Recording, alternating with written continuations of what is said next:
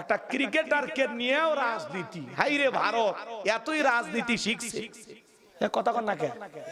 বিশ্বের এত বড় একটা দেশ ভারত, 130 কোটির উপরে মানুষ বসবাস করে, সেই দেশের মানুষ একটা মোস্তাফিজকে ভয় করে, কথা কন না কেন?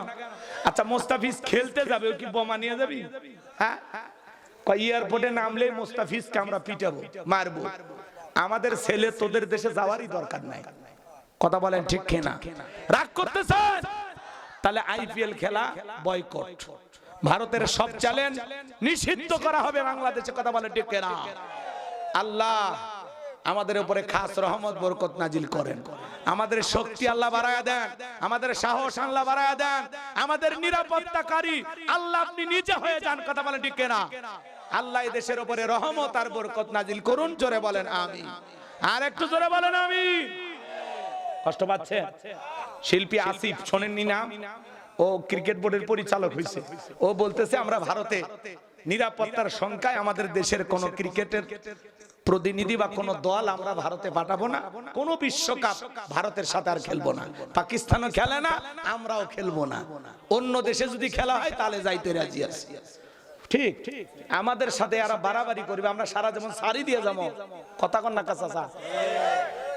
সার দেওয়ার দিন শেষ, এখন ঘুরিয়ে দাঁড়ান লাগবে, ঘুরিয়ে দাঁড়ান লাগবে, কথা বলে ঠিক কিনা? বারবার আমাদেরকে নিয়ে খেলবে আর রাজনীতি করবে, আর আমরা বুক পেতে সহ্য করবে, এটা হবে না। কে ঘুরে দাঁড়াতে রাজি আছেন তো ইনশাআল্লাহ? তাহলে আমি যে কথা বলতে চাচ্ছিলাম, ভাই মুসলমানেরা জনপদের ক্ষমতায় থাকলে অমুসলিমদের নিরাপত্তা নিশ্চিত করতে হবে, এটা মুসলমানের দায়িত্ব, কথা বলে ঠিক কিনা? এবার চলেন আমি যে কথা বলতে যাচ্ছিলাম শোনেন। নবী সাহাবীদেরকে বলতে শোনো, আমার সাহাবীরা শোনো, একজন ব্যক্তি একটা মাছি মেরে জাহান্নামে চলে গেল, আর একজন ব্যক্তি একটা মাছি না মেরে জান্নাতে চলে গেল। সাহাবীরা বললেন নবী, একটা মাছি মেরে একটা লোক কিভাবে জাহান্নামে চলে গেল, আর একজন ব্যক্তি মাছি না মেরে কেমনে জান্নাতে গেল, আমরা একটু জানতে চাই। নবী তখন বলেন, আমার সাহাবীরা শোনো, এক দেশে এক জালেম বাদশা ছিল, রাস্তার মোড়ে মোড়ে প্রতিমা বানায় রাখছে, মূর্তি বানায় রাখছে। ওই বাদশার নিয়ম হলো যত মানুষ রাস্তাতে হেঁটে যাবে প্রতিমার নামে কিছু না কিছু দেওয়াই লাগবে। একজন ইমানদার ওই রাস্তাতে হেঁটে যায়, জালেম বাদশার লোকেরা ডেকে বলে প্রতিমার নামে কিছু না কিছু দাও। ইমানদার ডেকে বলে, ভাই আমার পক্ষে প্রতিমার নামে কোনো কিছু দেওয়া সম্ভব নয়, আমার কাছে কিছুই নাই। জালেম বাদশার লোকেরা ডেকে বলে, শোনো, যদি তোমার কাছে দেওয়ার মতো কিছুই না থাকে, ওই যে প্রতিমার নাকের ডগায় মাছি ভরে আছে, ওখান থেকে একটা মাছি মেরে তুমি নিরাপদে চলে যাও। ইমানদার চিন্তা করলো, মাছি মারলে কি এমন একটা অপরাধ হবে? সে মনে করলো একটা ছোটখাটো অপরাধ, এই ভেবে একটা মাছি মেরে লোকটা নিরাপদে চলে গেল। কিছুদিন পরে আর একজন ইমানদার হেঁটে যায়, জালেম বাদশার লোকেরা ডেকে বলে প্রতিমার নামে কিছু দিয়ে যাও। ইমানদার ডেকে বলে, না, আমি একজন ইমানদার, প্রতিমার নামে কোনো কিছু দেওয়া আমার জন্য জায়েজ নাই। বলতেছে এখনো সময় আছে, দিয়ে যাও, আর যদি দিতে না চাও জালেম বাদশার নিয়ম অনুযায়ী এক কবে দেহ থেকে কাল্লাটা ফেলায় দিব। ইমানদার ডেকে বলে, কাল্লা দিতে রাজি, আল্লাহ দিতে রাজি নাই, বলেন আল্লাহু আকবার। জালেম বাদশার লোকেরা ডেকে বলে, শোনো, ঝামেলা করতে চাই না, দেয়ার মতো কিছু না থাকলে তোমার মতো একজন ইমানদার কয়েকদিন আগে একটা মাছি মেরে চলে গেছে, ওই একই সুযোগ আমরা তোমারেও দিলাম, একটা প্রতিমার নামে মাছি মেরে নিরাপদে চলে যাও। ইমানদার ডেকে বলে, ভাই মাছি মারার মতো শিরকও আমি করতে পারবো না। জালেম বাদশার লোকেরা ডেকে বলে, শেষবারের মতো বলতেছি, ভাই একটা মাছি মারবা, না হলে এক কবে দেহ থেকে কাল্লা ফেলে দিব। ইমানদার ডেকে বলে, ভাই একবার কেন 1000 বার বলে একই উত্তর আসবে, আমি কাল্লা দিতে রাজি, আল্লাহকে দিতে রাজি নাই। এইবার জালেম বাদশার লোকেরা এক কপি দেহ থেকে কাল্লাটা ফেলা দিল। আমার নবী বলে, যে মাছি মেরে নিরাপদে চলে গেল, ও মাছি মেরে নিরাপদে চলে যায় নাই, ও মাছি মেরে নিজেকে জাহান্নামে নিয়ে গেল। আর যে মাছি না মেরে কাল্লা দিয়া গেল, ও রক্তের সাগরে ভাসতে ভাসতে আল্লাহর জান্নাতে পৌঁছে গেল। বলুন সুবহানাল্লাহ। তাহলে সামান্য শিরকও করা যাবে না। বগুড়ার মুসলমান, এটা শেষ উদাহরণ দিচ্ছি কথা বোঝানোর জন্য। এটা মনে করেন একটা খাবারের প্লেট, আপনার একটা ভিআইপি গেস্ট আসবে বগুড়া শহর থেকে, সকালবেলা আপনার বিবি রান্না বান্না করেছে, খাবারের প্লেটটা বিভিন্ন গোস্ত দিয়া মাছ দিয়া সাজাইলেন, ছেলেটারে বড় বেশি ভালোবাসেন, ছোট্ট ছেলের সামান্য একটু পাতলা পায়খানা প্লেটের এক কোনায় দিয়ে রাখলেন। এইবার মেহমানের সামনে খাবারের প্লেট দিয়া খাবারের পরিচিতি চলতেছে, ভাই এটা কি গরুর গোস, এটা মুরগির গোস, এটা লার্কি, এটা টার্কি, পাকিস্তানি, ব্রয়লার, দেশি, কথা বোঝেন নাই, 32 প্রকার গোস্ত হালাল সব দিয়ে দিয়েছেন। এইবার মাছ, রুই মাছ, কাতল মাছ, বোয়াল মাছ, বাপরে বাপ 350 প্রকারের মাছ হালাল সব দিয়া দিলেন, প্লেটটা সাজায় রাখছেন সুন্দর কইরা। খাবারের পরিচিতি হইতে হইতে বলতেছে, ভাই এই যে এইটা কি? তখন বলতেছে, ভাই ছেলেটারে বড্ড বেশি ভালোবাসি, আর সামান্য একটু পাতলা পায়খানা দিয়েছে, আপনি খেয়ে নেন। পৃথিবীর কোন গেস্ট, কোন মেহমান এই খাবার কি খাবে বলেন? টাকা দিলেও খাবে, পিটাইলেও খাবে, খাবে না কেন? ওই প্লেটের ভিতরে যতই দামি খাবার থাক, সামান্য পায়খানা মিশ্রিত থাকার কারণে দুনিয়ার কোন মেহমান যেমন ওই খাবারটা খাবে না। মনে করেন আপনার আমল নামার একটা প্লেট আছে, ওই প্লেটে নামাজ আছে, রোজা আছে, হজ আছে, যাকাত আছে, দান খয়রাত আছে, জীবনে অনেক ভালো আমল করেছেন, সব ভালো আমল দিয়া প্লেটটা সাজানো আছে, এর কোনায় সামান্য একটা শিরিক যদি মিশ্রিত থাকে, ওই শিরিক মিশ্রিত কোন আমল আল্লাহর দরবারে কবুল হবে না। শিরিক মিশ্রিত থাকার কারণে আপনার সমস্ত ভালো আমলগুলো বরবাদ হয়ে যাবে। কথা কি বুঝাইতে পারলাম? তাহলে শিরিক কি ছোট গুনাহ না বড় গুনাহ? শিরিক মুক্ত ঈমান দরকার আছে না নাই? আল্লাহর কাছে বলুন, আল্লাহ আমাদের সবাইকে আপনি শিরিক মুক্ত ঈমান দান করুন। তাহলে জীবিত থাকা অবস্থায় আমাদের দ্বারা কোন ধরনের শিরিক যেন না হয়, নিজেও শিরিক থেকে বাঁচবো, নিজের সন্তান, স্ত্রী, ছেলে মেয়ে এদেরকেও শিরিক থেকে বাঁচায় রাখবো। কথা ক্লিয়ার? তাও কয় না। ইন্না শিরিকা লা যুলমুন আযীম, শিরিক হলো সবচেয়ে বড় জুলুম, সবচেয়ে বড় অপরাধ। লোকমান হাকিম যখন তার সন্তানকে আল্লাহর সাথে পরিচয় করায় দিলেন, শিরিকের পরিচয় করায় দিচ্ছেন মানে কি? ছেলেকে আল্লাহর সাথে পরিচয় করায় দিলেন। ইয়া বুনাইয়া, হে আমার বৎস, লা তুশরিক বিল্লাহ, আল্লাহর সাথে শিরিক করো না। ইন্না শিরিকা লা যুলমুন আযীম, শিরিক হলো সবচেয়ে বড় জুলুম, সবচেয়ে বড় অপরাধ।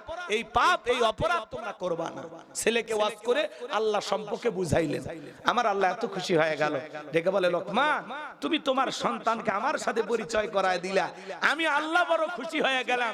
এবার আমার দায়িত্ব তোমার সন্তানদেরকে তোমার সাথে পরিচয় করে দাও। সুবহানাল্লাহ। এইবার আল্লাহ 14 নম্বর আয়াতে কত সুন্দর করে জানিয়ে দিলেন, ওয়া ওয়াসাইনাল ইনসানা বিওয়ালিদাইহি হামালাতুহু উম্মুহু ওয়াহানান আলা ওয়াহানিউ ওয়া ফিসালুহু ফি আমাইনি আনিশকুরলি ওয়া লিওয়ালিদাইক ইলাইয়াল মাসির।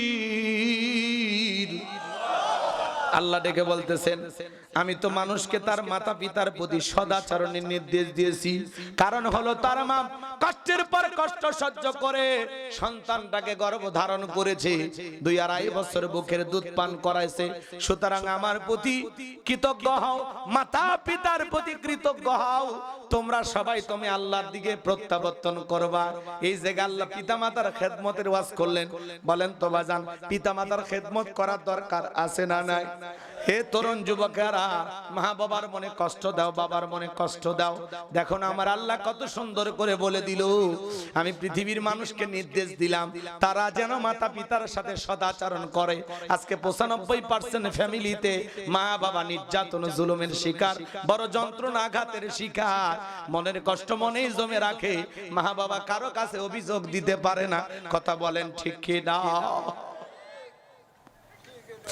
পিতা মাতার খেদমত করা লাগবে, এই অর্ডার কার? আর একটু জোরে কর।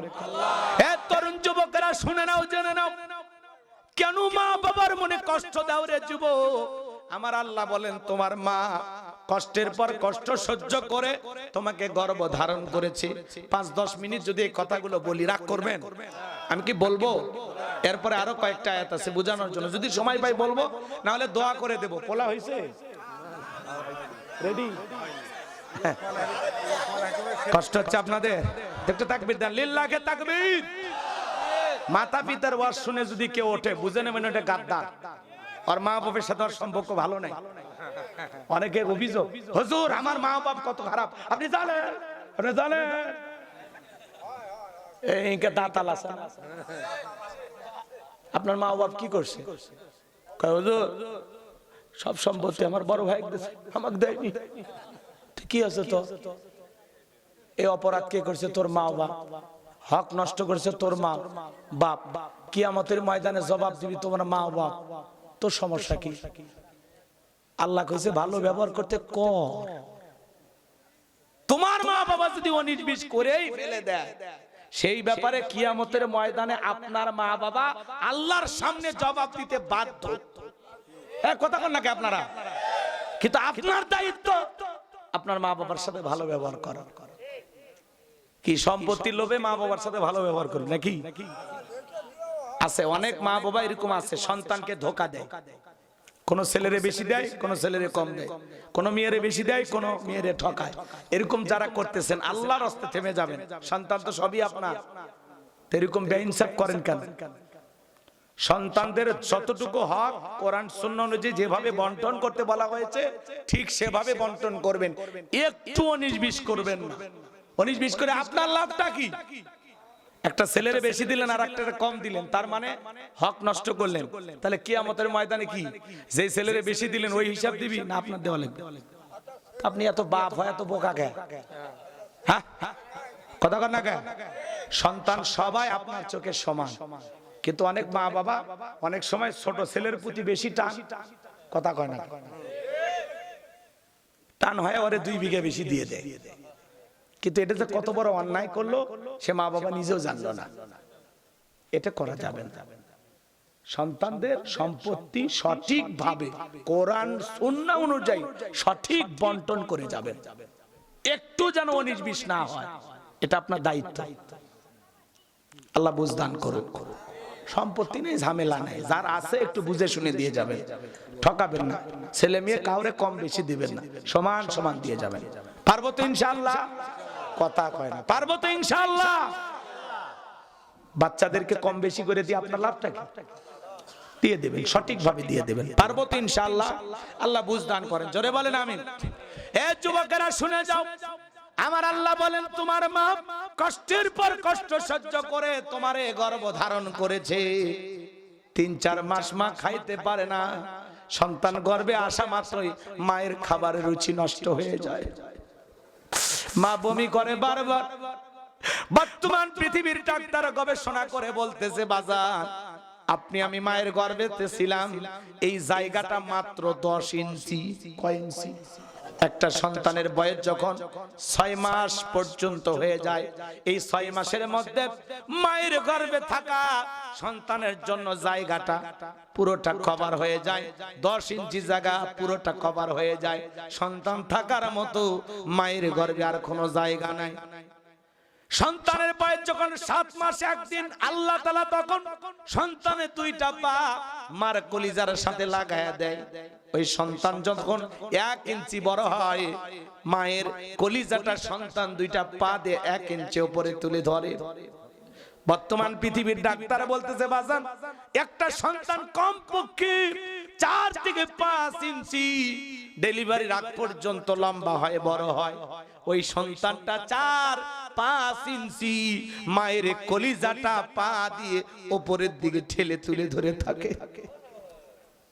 যেই সন্তান মায়ের পেটে সব চাইতে কম নাড়াচাড়া করে, ওই সন্তানটা মায়ের গর্ভে থাকা অবস্থায় 4500 বার মার কলিজায় লাথি মারে। আপনিও লাথি মারছেন, আমি হুজুরও লাথি মারছি। এ বাজার, দিলটা নরম করে কথাগুলো শুনে যা। কেমনে মার মনে কষ্ট দেন, বাবার মনে কষ্ট দেন। 8-9 মাস যখন হয়ে যায়, মার পেটটা যখন তরমুজের মতো বড় হয়ে যায়, মা ঘুমাইতে পারে না, ডান কাত ফিরতে পারে না, বাম কাত ফিরতে পারে না। মার বড় কষ্ট হয়। কত মাস সন্তান পেটের মধ্যে নিয়া সারা রাত দেয়ালে পিঠটা লাগাইয়া খাটের সাথে হেলান দিয়া কাটায়া দেয়।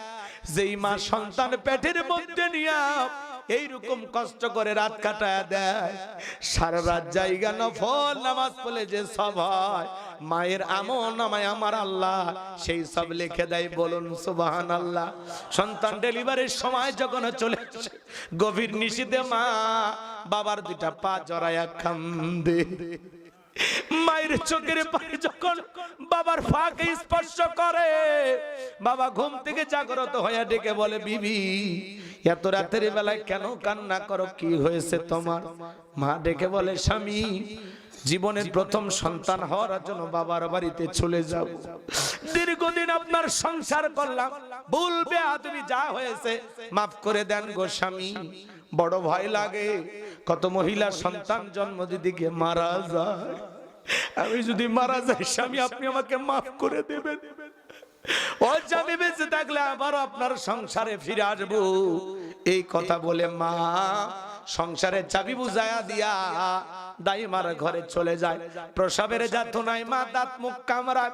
প্রসবের কি যে যাতনা, কি যে ব্যথা, কি যে কষ্ট, দুনিয়ার মা ছাড়া কেউ বুঝবে না।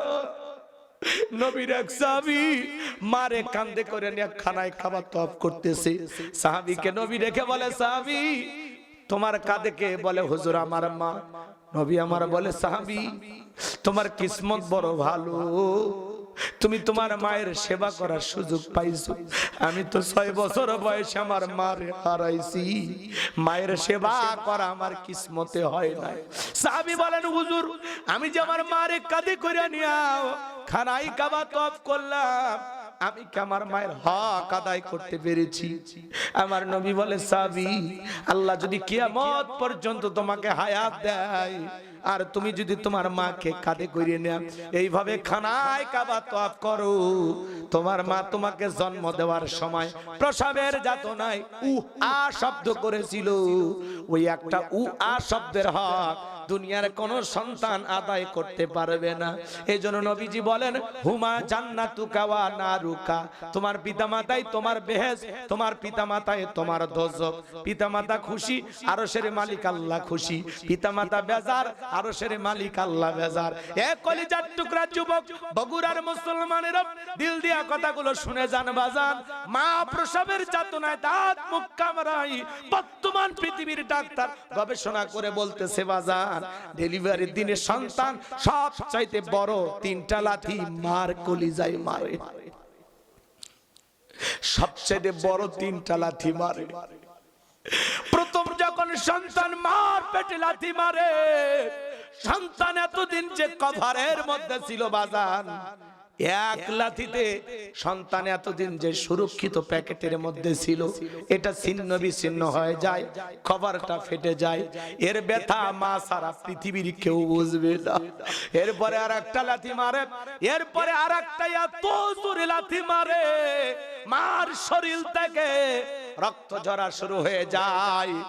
বর্তমান পৃথিবীর ডাক্তার গবেষণা করে বলতেছে বাজান, একটা সন্তানকে ডেলিভারি করতে গিয়ে মা কমপক্ষে 1.25 কেজি থেকে 2 কেজি পর্যন্ত রক্ত শরীর থেকে ঢেলে ফেলে দেয়। সন্তানটা যখন মার পেটে জোরে লাথি মেরে দুনিয়ার জমিনে ভূমিষ্ঠ হয়, ওই সন্তান দুনিয়াতে আসতে দেরি, মা জ্ঞান হারাইতে দেরি করে না।